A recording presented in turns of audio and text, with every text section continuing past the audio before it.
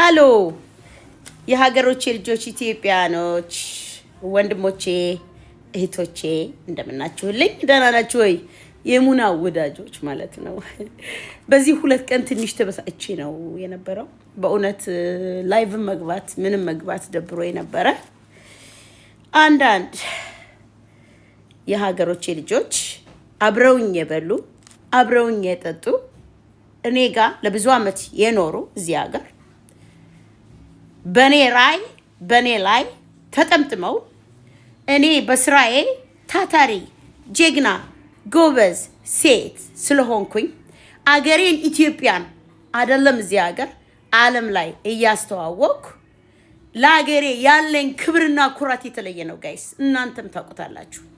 አሁን ግን የመጡብኝ በእንጀራዬ ነው ማለት ነው። እንደገና መረዳዳት መተባበር ሁሉን ነገር ስንችል ስሜን ማጥፋት ስሜን መበከል ደንበኞቼን ሌላ ቦታ እንዲሄዱ ማድረግ ከጎረቤቶቼ ያሉ ሌላ ሀገር ዜጎችን ለነሱ የኛን የሀገራችን ሴቶች ፈልገው ምግብ እንዲያቀብሏቸውና ምግብ ከጎኔ እንዲሸጡ በማድረግ በጣም ማመን ያቅተኛል።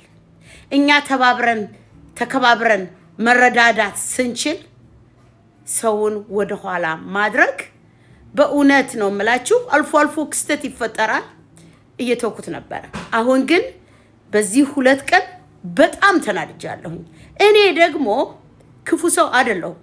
ለሁሉም ሰው መልካም ሰው ነኝ እና በእንጀራዬ መጥተው ቢያደርጉ ቢያጡ እንደውን የሚገርም እኮ ነገር ነው እናንተ።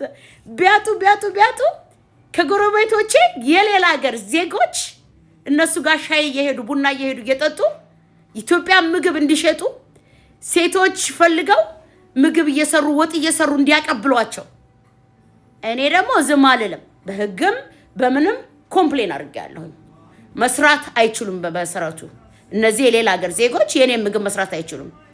ደግሞ ቢሰሩ ደግሞ እነዚህ የሚሰሩ ሴቶች ፍቃድ የሌላቸው መስራት የማይችሉ ሄልዝ ኢንስፔክተር ያላወቃቸው ህግ ያላወቃቸው ታክስ የማይከፍሉ ካንስል ታክስ የማይከፍሉ ሰዎች ናቸው። ሁሉንም ስልካቸውን ዲቴላቸውን አድራሻቸውን አግኝቻለሁኝ። ወደ ኋላ አልልም።